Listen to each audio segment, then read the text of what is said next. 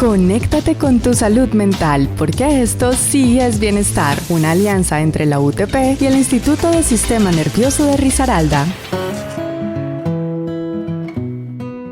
Bienvenido, gracias por acompañarnos y conectarse con nosotros en este espacio de bienestar, prevención y promoción de la salud mental. Soy Zaida Piñeros, líder de Educomunicaciones del Instituto del Sistema Nervioso de Risaralda. Hola Zaida, buenos días a todos. Yo soy Elizabeth Fernández, psicóloga y líder de la Estrategia de Salud Mental del Área de Promoción de la Salud de la Vicerrectoría de Responsabilidad Social y Bienestar Universitario de aquí, de la Universidad Tecnológica de Pereira. Y en esta estrategia colectiva entre la Vicerrectoría de Responsabilidad Social y Bienestar Universitario de la UTP y el Instituto del Sistema Nervioso del Risaralda, damos inicio a una nueva emisión. Zaida, qué bueno nuevamente escucharnos. No olviden que estamos todos los miércoles 10:30 AM por los 88.2 FM de Universitaria Estéreo. Un placer acompañarlos en la mañana de este hermoso miércoles. Qué felicidad volver a empezar este programa que nos motiva tanto. Así es. Ahora, sin embargo, Elizabeth, antes de empezar el programa de hoy, quiero que escuchemos el audio de este video que grabó el actor y presentador colombiano Juanse Quintero, quien, conmocionado por la noticia de la muerte de su mejor amigo, no entendía cómo él no pidió ayuda para acompañarlo a superar las razones por las cuales tomó la difícil decisión de quitarse la vida. Acabo de perder a mi mejor amigo de infancia. Tomó una decisión equivocada. Amigo de infancia, papá. Mi Juanca, escribimos una canción juntos.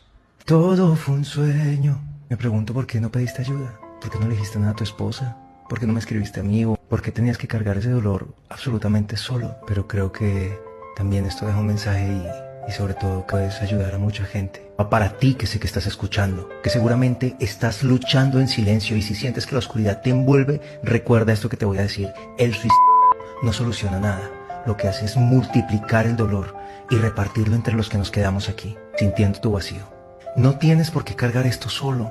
Cuando sientes que te ahogas, cuando necesites una mano, solo pide ayuda. Buscar ayuda está bien, no importa en qué condición estemos en la vida, siempre hay alguien que nos puede tender una mano. Y si tú no guardas silencio, si tú pides ayuda, podemos evitar que otras familias y otros amigos reciban esta clase de mensajes y dejen un vacío que es casi imposible de sanar. La ayuda está en una llamada a distancia. Busca a alguien que te pueda ayudar. Alza tu voz, pero no te vayas. Por favor, te queremos aquí con nosotros.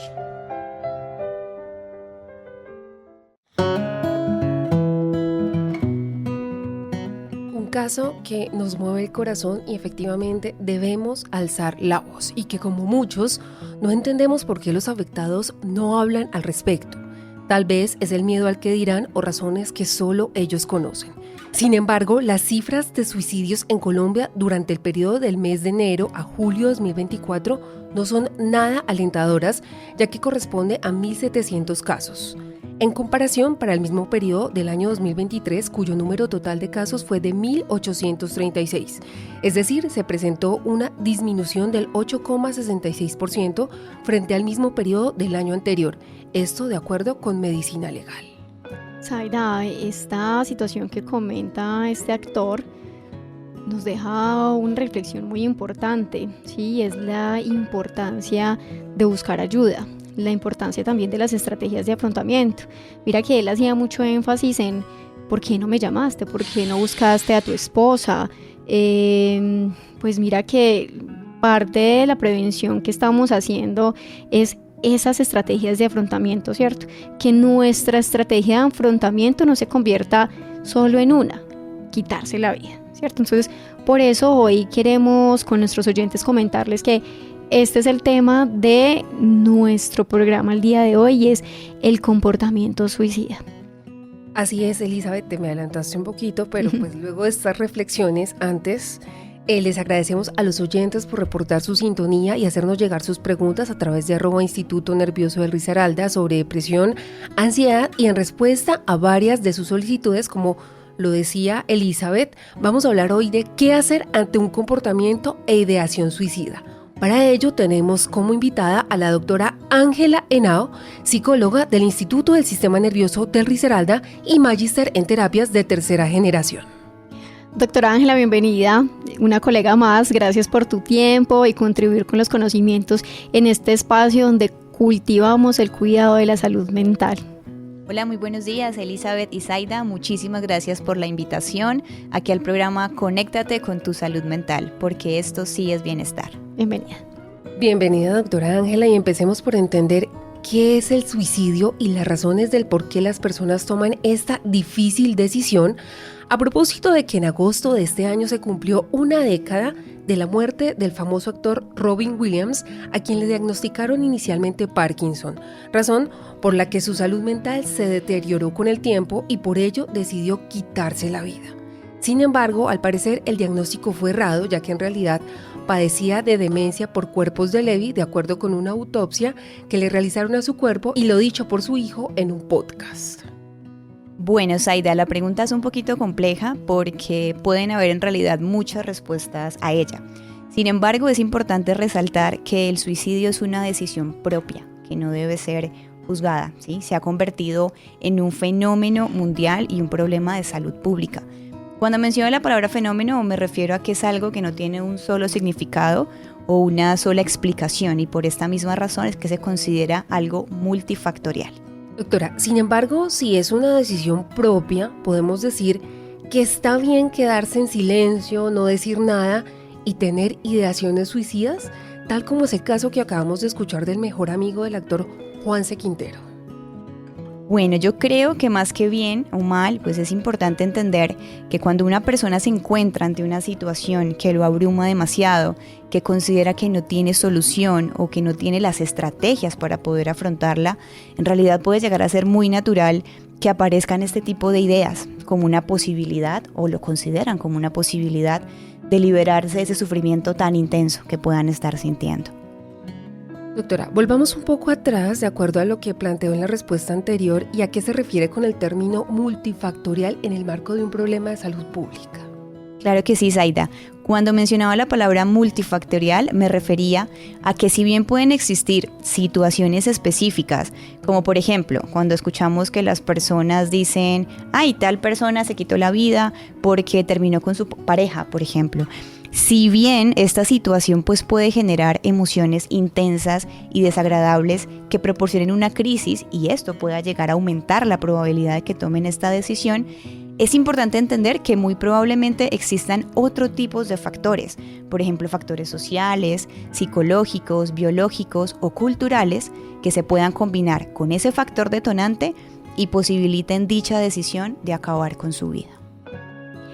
Añadiendo un poco a los factores que menciona la doctora Ángela, es importante decir también que hay factores precipitantes, eso que uno podría llamar la gota que derramó el vaso, en los que encontramos un evento vital estresante, por ejemplo, una pérdida de un familiar, de la pareja, de su mascota también, como apoyo emocional, el término de una relación romántica, como le explicaba, un conflicto interpersonal, problemas económicos o una crisis financiera. También la falla en un objetivo por el que se puso gran esfuerzo, por ejemplo, no entrar a la carrera universitaria que quería y para la cual se había preparado un montón, y también la descompensación de una enfermedad mental o una enfermedad terminal. Totalmente, Elizabeth. Esos que mencionas podrían ser considerados como algunos factores de riesgo que se han evidenciado. Y es importante aclarar que dentro de más factores de riesgos presente una persona, más probabilidad existe de llevar a cabo un intento suicida. Sin embargo, es importante tener en cuenta que si bien las personas pueden no contar tal vez con estos factores de riesgo, pues eso no quiere decir que no exista una posibilidad o una probabilidad de que lleven a cabo un intento de quitarse la vida.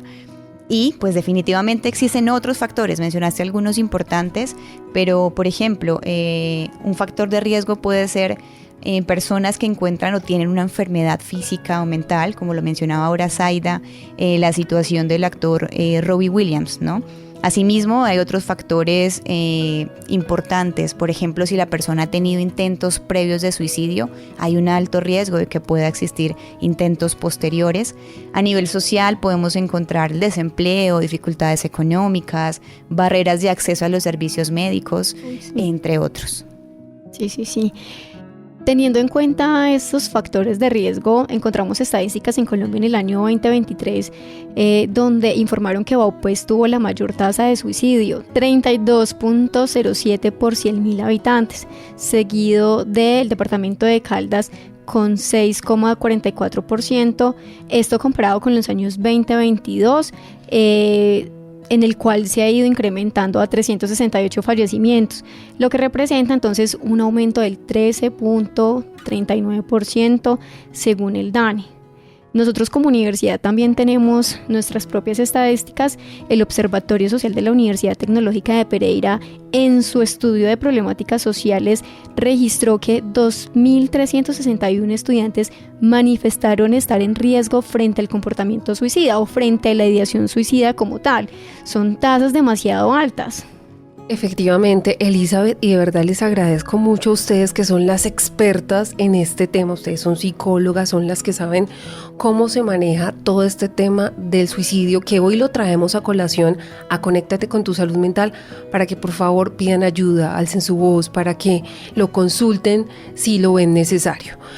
Pero entonces yo tengo una pregunta acá, Elizabeth, y es decir, 2.361 estudiantes manifestaron estar en riesgo frente al comportamiento suicida porque han tenido ideaciones suicidas. Así es. Doctora Ángela, entonces en ese sentido podemos decir que un comportamiento o ideación suicida es lo mismo, ¿o cuál es la diferencia? Bueno, en efecto, Zaida, hay una diferencia, están como interconectados. Pero de alguna u otra manera son dos aspectos diferentes, ¿sí? Porque la ideación suicida es un pensamiento que puede llegar a ser de carácter no estructurado, semiestructurado o estructurado, que va dirigido al grado de planeación que la persona tiene para quitarse la vida. Contrario a lo que es una conducta, donde ya estamos hablando que la persona realiza acciones con el objetivo de terminar con su vida.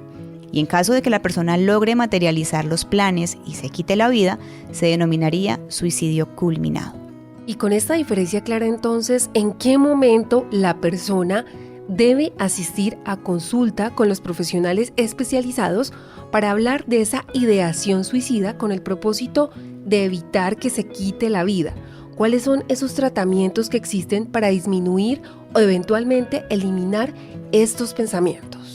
Bueno, Zaida, esa pregunta me gusta mucho. Bueno, hay varias preguntas, pero quiero arrancar, como lo dije arriba, el suicidio o la ideación suicida como tal, sí, es una decisión muy personal, ¿sí? Si bien como expertos en salud mental velamos por la vida de nuestros pacientes, es importante entender, chicas, que no podemos entrar a juzgar ni a decidir por esta persona, aunque intentaremos evidentemente acompañar su sufrimiento a través de la terapia, orientarla en posibilidades de afrontamiento para lograr un mayor bienestar emocional y psicológico. Y en cuanto al momento de consultar, yo creería o recomendaría que cuando una persona sienta constantemente desesperanza, poco sentido de vida, se esté aislando más de lo natural para esta persona, tenga continuamente presente ideas suicidas o sobre la muerte, consideran que no hay otra solución y sienten que los abruma tanto que no saben qué hacer, creo que es un buen momento para consultar y pedir ayuda. Muchas gracias, doctora Ángela. Sabemos entonces que la conducta suicida se puede definir como el resultado no deseado de la salud mental y que no es considerado como tal un diagnóstico en sí mismo, ¿cierto? Pero sí se manifiesta como un proceso gradual conocido como proceso suicida. Este proceso típicamente se inicia con pensamientos o ideas suicidas que pueden evolucionar hacia la elaboración de planes concretos o estructurados, como hemos mencionado, pudiendo llegar al suicidio consumado si no se interviene adecuadamente. Cuéntanos, por favor, un poco sobre este proceso, Doc. Bueno, Elizabeth, si bien como tú dices, esta intención de acabar con la propia vida evoluciona en un proceso gradual de menor a mayor gravedad. Allí podemos englobar 5 elementos específicos, donde inicialmente hay una ideación suicida, o yo involucraría algo antes, y es que generalmente suelen aparecer ideas de muerte, ¿no? Como ideas pasivas de muerte. Posteriormente aparece esta ideación suicida, luego pueden estar amenazas, gestos suicidas y finalmente pues un intento de suicidio. En cuanto al acompañamiento que como profesionales de la salud mental podemos brindar en este proceso, yo pensaría que es esencial la escucha, la sensibilización, la validación, es decir, aceptar lo que la persona está sintiendo, si yo no lo entienda completamente, no entrar a juzgar, fortalecer justamente o poder inicialmente identificar los factores de riesgo, que son súper importantes, fortalecer estrategias de afrontamiento, de gestión emocional, para que finalmente, bueno, y obviamente permitirle a la persona que se exprese libremente, ¿no? Que a veces cuesta mucho, por lo que ahora decía Zaida, de sentirse un poco juzgados, ¿no? Y finalmente, pues, sí, poder acompañar a la persona en este proceso de construcción de un mayor sentido de vida. Doc, en esa construcción de un mayor sentido de vida me parece importantísimo agregar el hecho de que de verdad tengamos como el valor, o con el apoyo de mi familia, con el apoyo también de un profesional, de generar estrategias de afrontamiento. Yo creo que esto es un punto clave, que es una parte de una habilidad social, ¿cierto?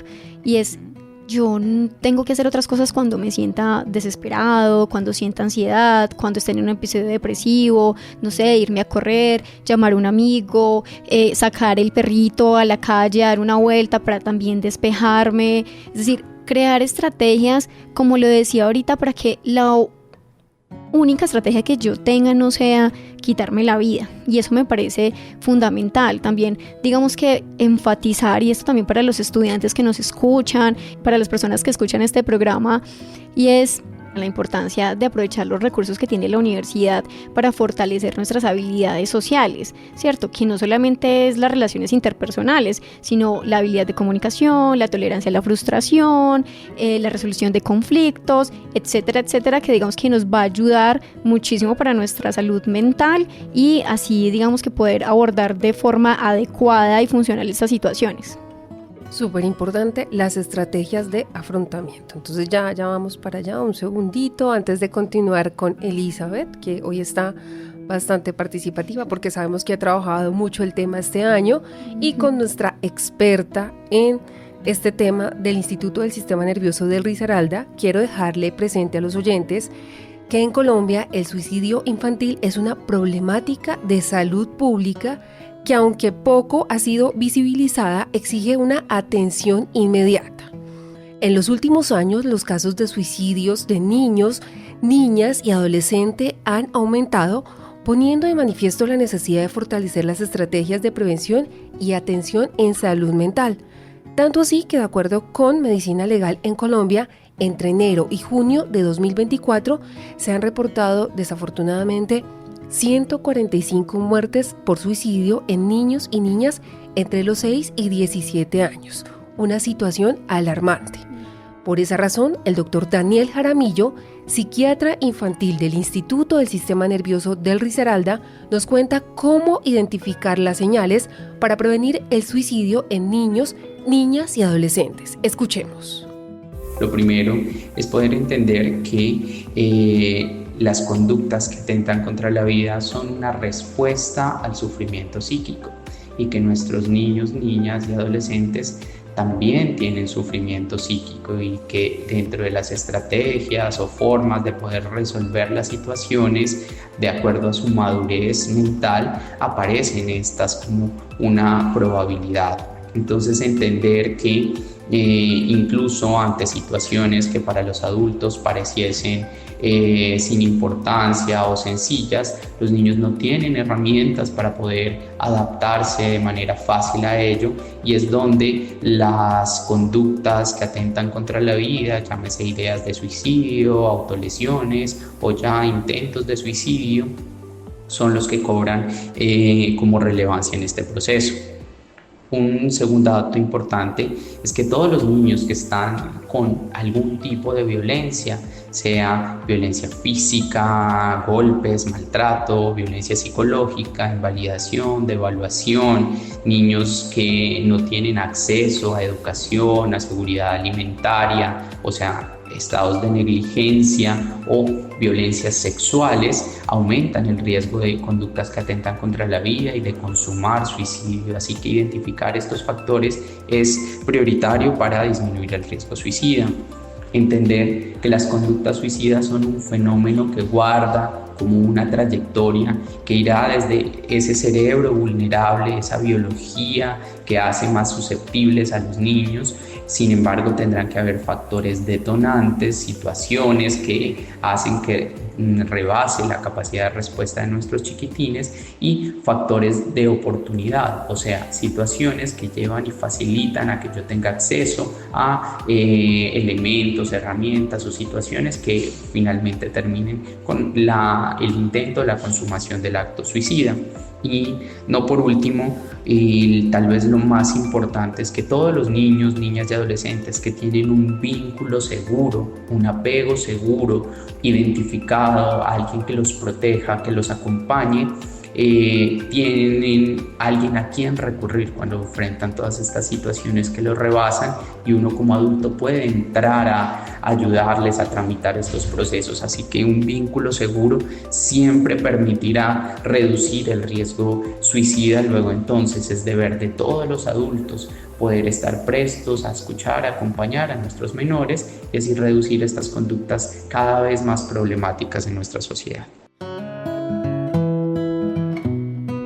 Gracias al doctor Daniel por su intervención, pues nos sirve para decirle a los padres de familia, a los tutores, a lo que hemos llamado también la familia que uno elige, y es que los más pequeños también podrían presentar ideas suicidas, que si no se acompaña a tiempo, pues sus consecuencias podrían ser fatales. Es decir, es importante poner atención a los más pequeños de la casa este sentido, y más sobre el tema que estamos conversando el día de hoy.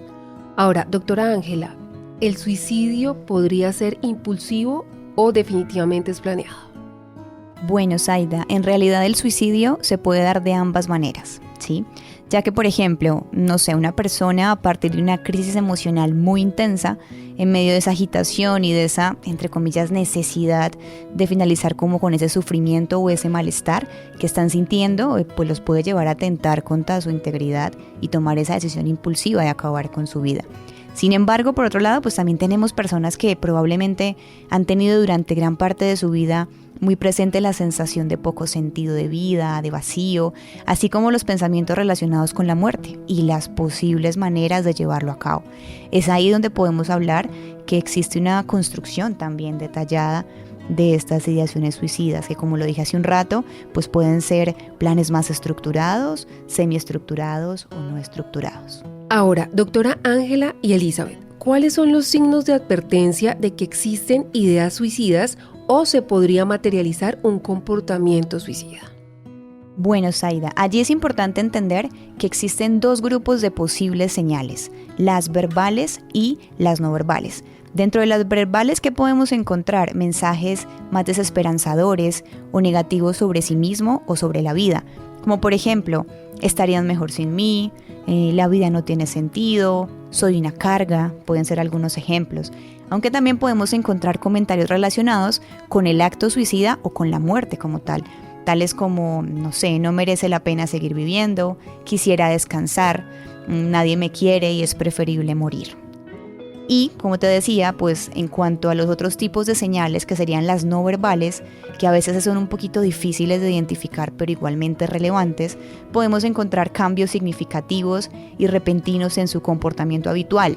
Por ejemplo, aislarse, ingerir bebidas alcohólicas o sustancias que de pronto esta persona pues nunca lo ha hecho, verlo más desanimado, una pérdida de interés, que se torne más irritable, por ejemplo, que se vean cambios en el patrón del sueño, de alimentación, que disminuya el riesgo, el rendimiento pues como académico o laboral, si estamos hablando de un campo laboral también, y de alguna otra manera, sí, un cambio repentino de esta persona y decir, bueno, algo puede estar pasando acá.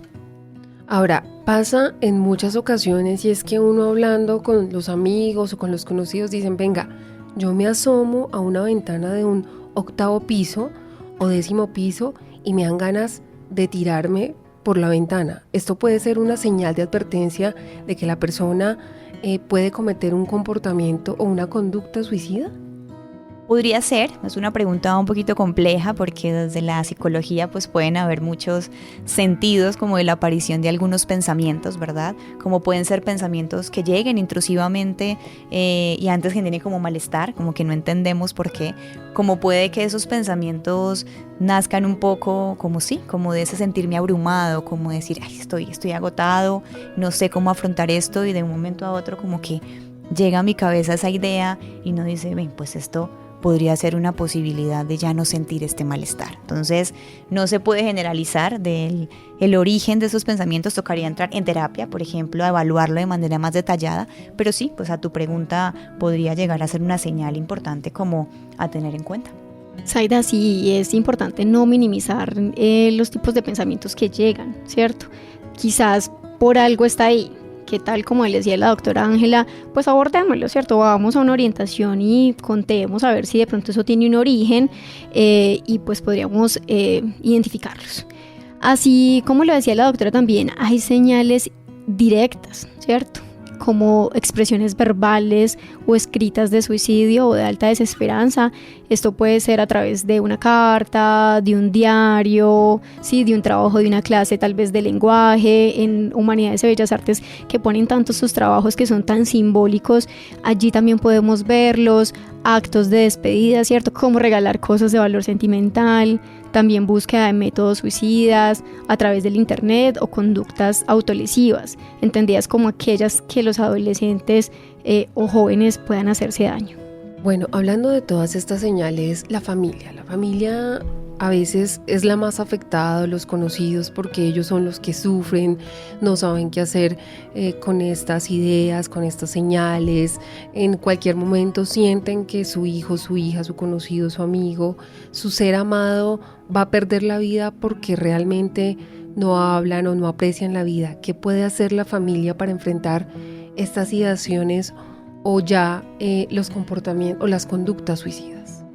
Bueno, Zaida, yo creo que en efecto pues es muy importante que los familiares o el resto de red de apoyo, que también pueden ser amigos o, como decía Elizabeth, esa familia que uno elige, compañeros de trabajo, de estudio, es importante que estas personas entiendan que el acompañamiento es clave para la prevención del suicidio, ya que es uno de los principales factores protectores. ¿Por qué? Porque pueden ayudar a reducir el malestar, a incrementar la esperanza en las personas, a incrementar esa sensación de pertenencia, que eso es tan importante para nosotros los seres humanos, y también de alguna u otra manera reducir la capacidad del suicidio. Por ejemplo, por medio de los cuidados como más informales, que se llamarían de la red de apoyo, podemos de alguna u otra manera limitar, digamos, el acceso a posibles medios lesivos, a posibles medicamentos. Si yo veo que mi familiar está como en crisis, ese tipo de acceso a esos materiales pues termina siendo riesgoso, y como familiares podemos llegar a un acuerdo con ellos y reducir como esa posibilidad de acceder a ellos, ¿sí?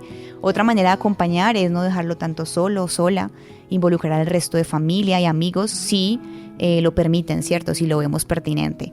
Y de alguna u otra manera, importantísimo poder mejorar nuestra habilidad de preguntar y escuchar, ¿sí?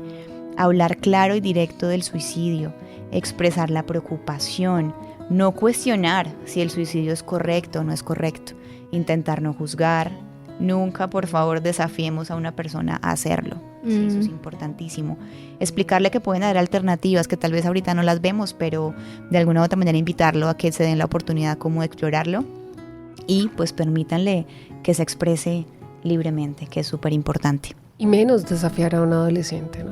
Sí, es que es muy común eso de la psicología inversa, creo que los utilizan mucho los papás.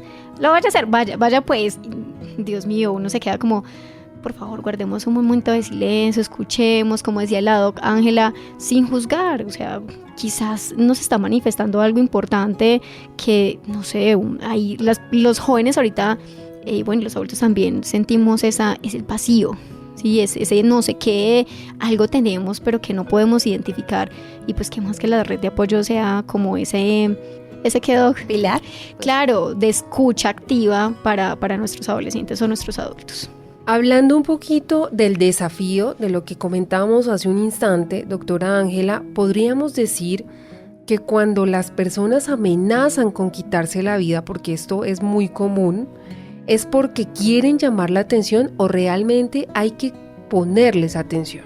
Bueno, Zaida, esa es una muy buena pregunta, ya que lastimosamente se escucha mucho esa frase. Ay, solo quiere llamar la atención, o si lo quisiera hacer ya lo hubiese hecho hace tanto tiempo. Pero aquí es muy importante, y lo dejo como invitación a todos los oyentes, que todos nos podamos informar adecuadamente con respecto a muchos mitos que existen frente al tema del suicidio. Si la persona nos está manifestando verbalmente ideas de muerte o intenciones de quitarse la vida, es muy importante prestar atención, porque independientemente de si lo lleva a cabo o no, detrás de esas manifestaciones existe un malestar real que merece la pena ser escuchado y valorado. Así es. Ahora, yo creo que es lo más importante en el programa de hoy, y es que esto también se hace en el marco de una estrategia de prevención de estas ideas suicidas o conductas suicidas, que es cuando ya se materializa el acto de quitarse la vida. En ese sentido, ¿cuáles son los factores protectores contra este fenómeno mundial, doctora Ángela? Bueno, en realidad pueden existir muchos factores protectores. Así como hace un rato hablamos de los factores de riesgo, los protectores significarían que serían aquellos factores que tienden a reducir el riesgo suicida. En ellos podemos encontrar de tipo personales, familiares, sociales. En los personales, por ejemplo, encontramos la importancia, como decía Elizabeth ahora, de adquirir habilidades sociales, como la comunicación, estrategias de afrontamiento, resolución de conflictos y de gestión emocional. Es súper importante. Así como los hábitos de vida saludable, no los podemos ignorar. En los familiares, creo que ya se expuso anteriormente la importancia de fomentar esa red de apoyo, y a nivel social, pues también el poder, ojalá, contar con unos servicios eficaces de salud hasta donde pues se pueda lograr, ¿verdad? Y poder fomentar las relaciones interpersonales. Ahí quiero hacerle una cuñita a la Vicerrectoría de Responsabilidad Social y Bienestar Universitario para nuestros estudiantes o nuestra comunidad universitaria, y es: la universidad cuenta con deporte, cultura y recreación, ¿cierto?, como factor protector de la salud mental. Es importante, sí, que cada uno de nosotros pues saque un poco de su tiempo y active esta ruta. Hay 17 disciplinas deportivas de las cuales podemos sacarle provecho. 1 hora al día sería suficiente, ¿cierto?, al menos 3 veces a la semana, para que digamos que fortalezcamos en ese aspecto.